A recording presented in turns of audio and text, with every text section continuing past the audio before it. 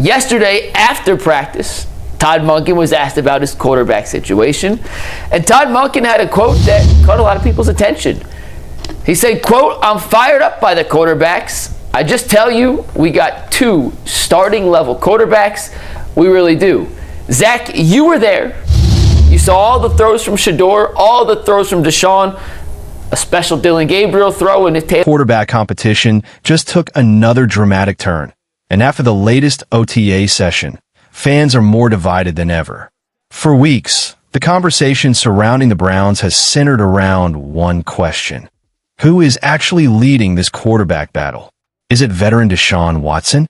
Is it rookie Shadur Sanders? Or could someone else unexpectedly emerge? Well, after Todd Monken's latest comments and the observation from Browns insiders who were actually at practice, there are some major developments that deserve attention. The biggest headline came directly from Browns head coach too. Now, that's a bold statement. But what makes it even more interesting is what happened during the latest OTA practice.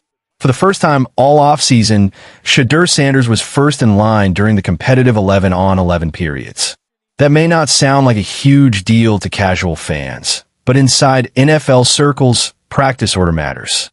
Coaches don't accidentally decide who gets first-team reps. Every snap, every drill, and every rotation tells a story. Yeah, so operationally there was a change, and that was that Shedeur Sanders was first in line for all of the 11-on-11 competitive periods, and that is the first time and only time we had seen. And then we've seen a pretty fair representation that it is a competition, but certainly over the first 2 OTAs that were open, which were number 2 and number 5, Deshaun had a little bit of a lead in terms of impressive throws, but more importantly in getting those reps that were nailed down actual situations. And for the first time, that story seemed to favor Shadur Sanders.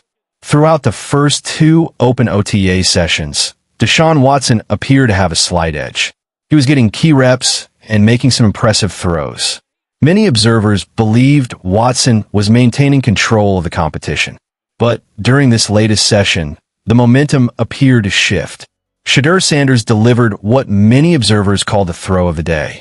During an 11-on-11 period, Sanders launched a perfect deep ball down the sideline to Isaiah Bond. The pass landed exactly where it needed to be, hitting Bond on the outside shoulder in stride. It was the kind of throw that instantly grabs attention. The kind of throw that reminds everyone why Sanders was one of the most talked about quarterbacks entering the league. However, before Browns fans start to declare it as one of the sloppiest OTA sessions they've seen, there were delay of game penalties. It was bad. Shedeur had the throw of the day. Shedeur, what was the throw of the day, real quick? It was a bomb down the sideline in 11-on-11 to Isaiah Bond, and it was an on-the-money outside shoulder. Isaiah Bond turned around, and the ball was where it was. So, look, we're involved in pure madness in terms of quotes and quarterback tracking and people trying to make too much of 7-on-7 throws. It was a bad practice. I think that's a fair reaction. I don't think that's an overreaction.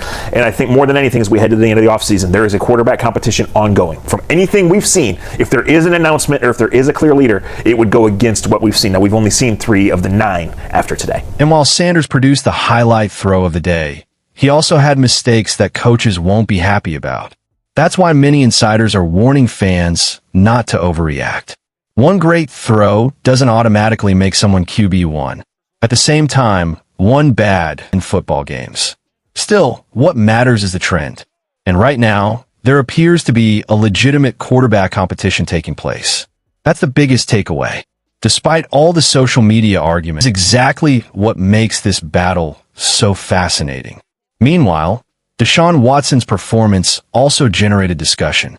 Some observers felt Watson took a lock onto receivers and forced throws into coverage. For Browns fans, that's a frustrating sight because it's a criticism that has followed Watson for several seasons.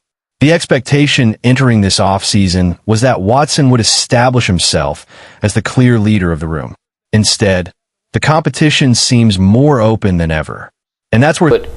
What kind of regression, and I understand small sample size, and this is OTA 7 but what was that regression from the second open media one to yesterday? Yeah, I'd probably not call it regression, but I would maybe that is the right word, because it looked like Deshaun Watson. Lock on a receiver, throw the ball into traffic. It's what we've seen here for 5 years. 2020 Deshaun Watson does not play in the National Football League anymore, guys. And the events of the week would tell you that it's even more pointless to play Deshaun Watson than it's been for all these months that we've been talking about it. So that more than anything is the most notable shift. And who's in the front line, who's in the huddle. So it was a sloppy practice. Because if the Browns are truly rebuilding toward the future, many believe Shadur Sanders represents the most important player on the roster. He's 24 years old. He's developing. And if Cleveland wants to escape years of quarterback uncertainty, they need to find out whether Sanders can become their franchise quarterback. That doesn't mean he'll win the job tomorrow, but it does mean every rep matters. Every throw matters. Every practice matters. And right now, Sanders continues to receive opportunities to prove himself. Another storyline emerging from OTA made multiple plays across consecutive practices, showing growth and confidence within the offense. Todd Monken specifically praised Bond's progress, which is significant. Coaches don't hand out compliments lightly, especially during competitive roster battles. Bond appears to be positioning himself as one of the Browns' most intriguing young playmakers heading into training camp. And if Sanders and Bond continue to his size, athleticism, and ability to earn trust from quarterbacks. What's notable is when I saw Isaiah Bond make a couple plays last week, I told you, I wrote about it, like, hey, this is what it should be. If a guy's coming along, it should be a little better. Isaiah Bond was not here for training camp last year, except for like the last 8 days. You know, he had a rookie season in which he showed a gear. He showed he was a long way away. So you see a couple plays made in OTA 5, you see a couple more plays made in OTA 8, should constitute progress. You hear the head coach come out and say Isaiah Bond is a guy that's really come on. If the same thing's happening for Shedeur, then we have a clue. Right? If the same thing's happening for other guys, then the Browns have progress. That's a key point. Trust is everything in the NFL. Quarterbacks throw to receivers they believe will be in the right spot. The fact that Boston continues. As for the offensive line, rookie Spencer Fano appears to be taking important development. For a rookie offensive lineman, earning first-team opportunities this early is a significant achievement. The Browns clearly believe he has the protection of the organization. Many analysts believe 2026 is less about immediate wins and more about building a foundation. The roster has become younger. Veteran leaders are gone. New coaches are implementing new systems. And the foundation matters so much. What makes it tough is like Andrew Berry's case for staying, which appears to be made, by the way, he just traded the best defensive player they've ever had, has to be tied in somewhat to Todd Monken being the right guy and the offense getting fixed, right? They could have drafted phenomenal, like it still has to translate to something. Yeah. So that's what we're going to see. Like they don't have to start 4-2. They don't have to win 7 games this year. Like this year is about continuing to collect and develop, more so develop young players. If they could collect 1 or 2 more along the way, that would be great. It's way more about that than the wins. They're searching for someone who can lead the franchise for years to come. And at this stage, nobody can confidently say who that person will be.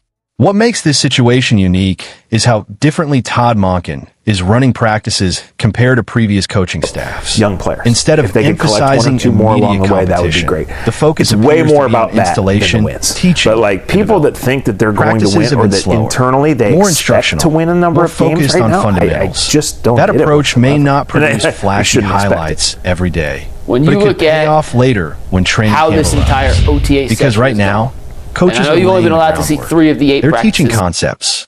They're evaluating how players process information. And they're determining which young players can be trusted identity of the offense. Early signs suggest Cleveland could become a run-heavy team built around physical football. The offense may feature significant create opportunities for explosive plays. For Shadur Sanders specifically, that could be an ideal environment. His ability to throw on the move and create outside structure has been one of his strengths throughout his football career. As training camp approaches, the pressure will only increase. Every practice will be scrutinized. Every throw will be analyzed.